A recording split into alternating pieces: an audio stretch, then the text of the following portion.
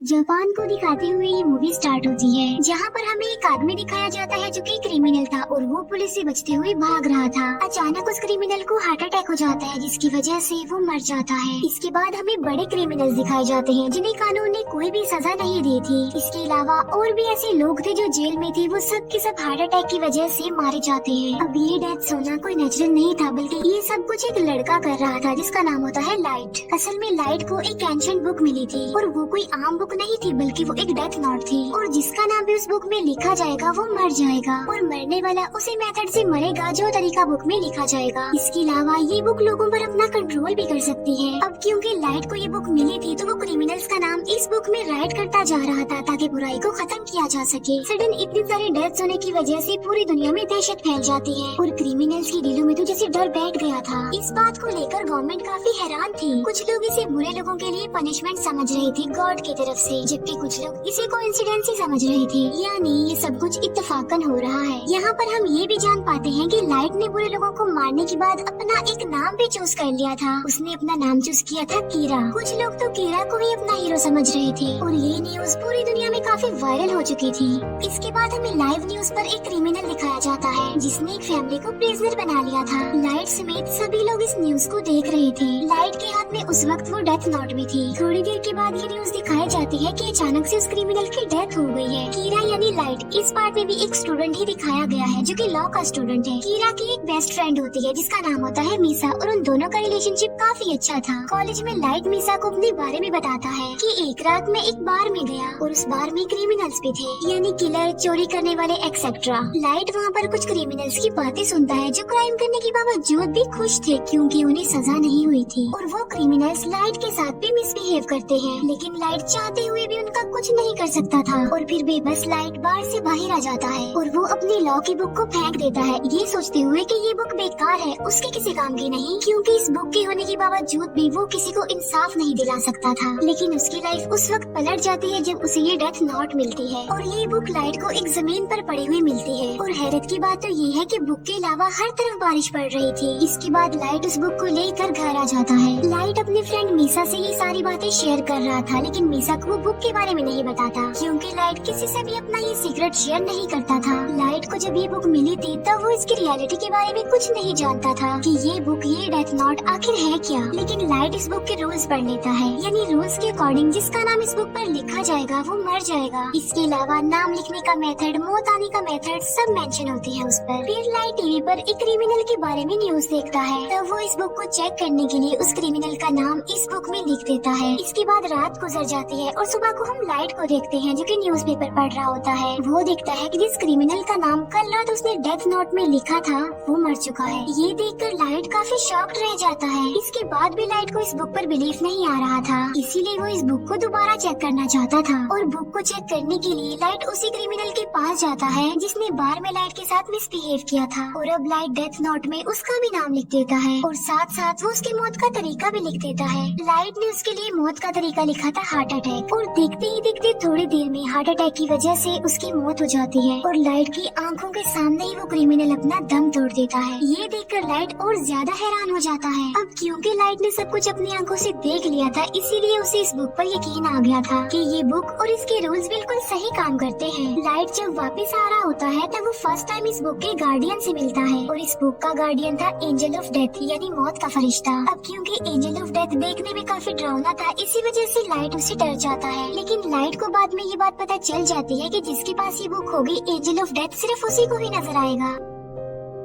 Angel of death light को सारी बात डिटेल में समझाता है। फिर हम जापान के कुछ पुलिस ऑफिसर्स को देखते हैं जो इन अचानक हुई डेथ्स पर बात कर रहे थे। पुलिस भी ये बात नोटिस करती है कि मरने वाले सिर्फ क्रिमिनल्स हैं। इसके अलावा पुलिस के जहन में और बहुत सारी बातें आ रही थी कि आखिर ये कीरा चाहता क्या है, क्या सच में एग्जिस्ट करता भी है या नहीं। और कीरा कोई हीरो नहीं है बल्कि वो एक क्रिमिनल है, क्योंकि जो कुछ भी हो रहा था वो भी तो एक क्राइम ही था ना। इसके बाद हमें लाइट के फादर दिखाए जाते हैं जो कि एक डिटेक्टिव थे और वो ही इस केस को हैंडल कर रहे थे और उनका मिशन था कीरा तक पहुंचना, क्योंकि कीरा किसी के भी कंट्रोल में नहीं था और सबको बेमौत ही मारता जा रहा था और ऐसा करते करते तो वो सबको ही मार डालेगा। लाइट के फादर फादर अपने सीनियर्स को कहते हैं कि ये केस काफी कॉम्प्लिकेटेड है, इसीलिए इस केस को स्टडी करने के लिए एक इंटेलिजेंट डिटेक्टिव हमारी हेल्प करेगा और इस डिटेक्टिव का नाम है एल, जो कि लाइव इस केस को हैंडल नहीं करेगा बल्कि सिर्फ इंटरनेट के थ्रू ही उन लोगों की आपस में बात होगी। एल का असली नाम ना तो कोई जानता था और ना ही किसी ने उसकी शक्ल देखी हुई थी। यहाँ पहले ही एल ने कीरा के बारे में काफी इन्वेस्टिगेशन की हुई थी, जिसमें एल को काफी सक्सेस भी हुई। पहले तो कीरा पर कोई भी बिलीव नहीं करता था, लेकिन फिर एल ने सबको दिखाया कि जितनी भी डेथ्स हो रही है वो नेचुरल नहीं है, क्योंकि हर साल की निस्बत इस साल काफी ज्यादा लोगों की डेथ्स हुई थी और मोस्टली लोग हार्ट अटैक की वजह से ही मारे गए। और हैरत की बात तो ये है कि जो लोग हार्ट अटैक की वजह से मारे गए वो मेडिकली बिल्कुल नॉर्मल थे। लाइट को अपने पास इस बुक को रखे काफी टाइम हो गया था और लाइट इस बुक की वजह से काफी इंटेलिजेंट भी हो गया था। फिर हम देखते हैं एंजल ऑफ डेथ और लाइट को, जो कि एक दूसरे के काफी क्लोज थे, हर वक्त साथ रहते थे। क्रिमिनल्स को मारकर लाइट का कहना था कि वो फ्यूचर बदल देगा, यानी फिर दुनिया में कोई क्राइम नहीं होगा अगर क्रिमिनल्स मर जाएंगे तो। फिर तभी हम न्यूज पर देखते हैं कि एल सबके सामने आ जाता है, जहाँ पर वो कीरा को डिस्कस कर रहा होता है कि कीरा कोई हीरो नहीं है बल्कि वो एक किलर है और हम जल्द से जल्द कीरा को पकड़ लेंगे। ये बातें सुनकर लाइट को काफी बुरा फील होता है और इसीलिए वो एल को अपने रास्ते से हटाने के लिए और सबको ये बताने के लिए कि कीरा से टक्कर कोई अच्छी बात नहीं है, तो वो उस डेथ नोट में एल का नाम लिख देता है। और ऐसा होते ही टीवी वाले एल को अटैक हो जाता है और वो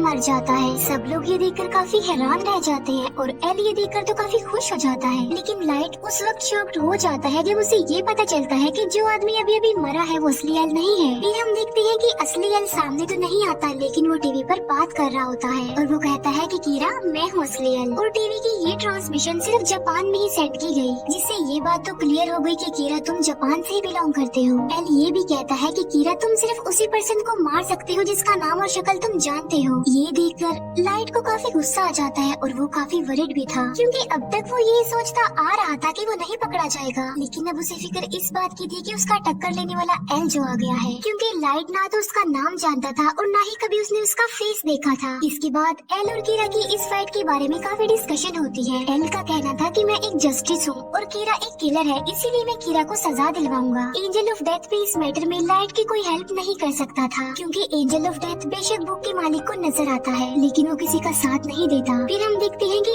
एलिन अचानक होने वाली डेथ्स का डाटा निकाल लेता है और वो ये जान पाता है कि ये डेथ स्कूल्स और कॉलेजेस की छुट्टी के बाद होती है। इसका मतलब ये है कि कीरा एक कॉलेज स्टूडेंट है। फिर सबका शक लाइट पर होता है, क्योंकि उसके फादर एक डिटेक्टिव भी थे और वो कीरा के केस पर इन्वेस्टिगेशन भी कर रहे थे। अब क्योंकि लाइट अपने फादर के डाटा पर एक्सेस कर सकता था, इसीलिए वो शक के दायरे में आ गया। अब क्योंकि वो ये बात जान चुके थे कि कीरा स्कूल्स और कॉलेजेस के ऑफ टाइम में लोगों को मारता है, इसीलिए लाइट अब स्कूल टाइम में भी लोगों को मारने लगा।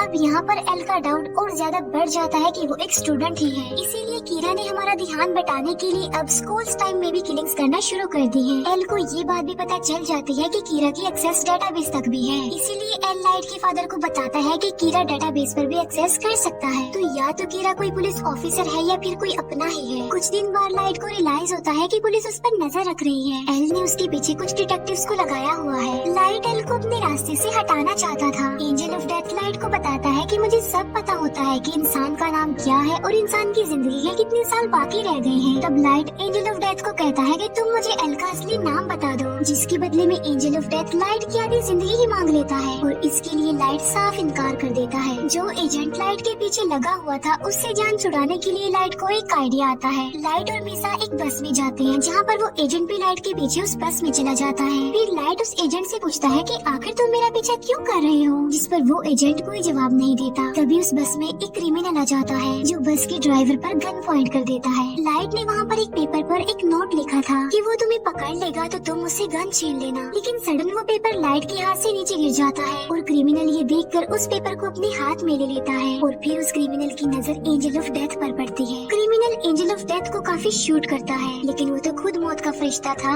इसीलिए उसे कुछ नहीं होता। ये देखकर वो क्रिमिनल डर जाता है, इसीलिए वो बस रोक कर वहाँ से भाग जाता है, लेकिन एक कार उस क्रिमिनल को हिट कर देती है जिससे वो मर जाता है। ये सब कुछ लाइट के प्लान के मुताबिक हुआ था, क्योंकि वो उस FBI एजेंट का नाम जानना चाहता था। इसके बाद लाइट उस एजेंट को कह देता है कि अब तुम मेरा पीछा मत करना। फिर हम उसी FBI एजेंट को देखते हैं जो कि अपनी वाइफ के साथ होता है। अब लाइट क्योंकि काफी इंटेलिजेंट था, इसीलिए उसने इन एजेंट से जान छुड़वाने के लिए एक चाल चली थी। वो एल को तो मार नहीं सकता था, इसीलिए वो उन लोगों को मारना चाहता था जिन्हें एल ने हायर किया था। इसीलिए अपनी किलिंग्स का आगाज वो उस FBI एजेंट से करता है। लाइट उस FBI एजेंट से सब एजेंट्स के नाम ले लेता है जो एजेंट्स इस केस में शामिल थे। लेकिन थोड़ी देर बाद ही उस FBI एजेंट की मौत हो जाती है और वो मौत भी हार्ट अटैक की वजह से ही होती है, क्योंकि लाइट उस FBI एजेंट को जिंदा रखना नहीं चाहता था, इसीलिए उसने उसको मौत दे दी। अब यहाँ पर सवाल ये उठता है कि अगर कीरा हीरो है तो फिर वो अच्छे लोगों को क्यों मार रहा है। इसके बाद सब FBI एजेंट्स एक एक करके मारे जाने लगे। ये बात एल तक भी पहुँच जाती है और इस वजह से सब पुलिस ऑफिसर्स काफी डर जाते हैं, क्योंकि उन्हें लग रहा था कि कीरा के हाथों एक न एक दिन वो भी मारे जाएंगे। बहुत सारे पुलिस ऑफिसर्स तो इस केस को अधूरा छोड़कर ही चले जाते हैं। अब क्योंकि पुलिस के पास और कोई भी ऑप्शन नहीं बचा था, इसीलिए वो एल को कहते हैं कि हम आपसे मिलना चाहते हैं। फिर सब पुलिस ऑफिसर्स एल से मिलने जाते हैं। यहाँ पर हमें फर्स्ट टाइम एल दिखाया जाता है जो कि बिल्कुल यंग था और किसी बच्चे की लुक दे रहा था और एजेंट तो वो कहीं से भी नहीं लग रहा था। फिर हम देखते हैं कि उस एजेंट की वाइफ भी अपने हस्बैंड की मौत पर इंक्वायरी कर रही है और वो मीसा से भी मिलती है।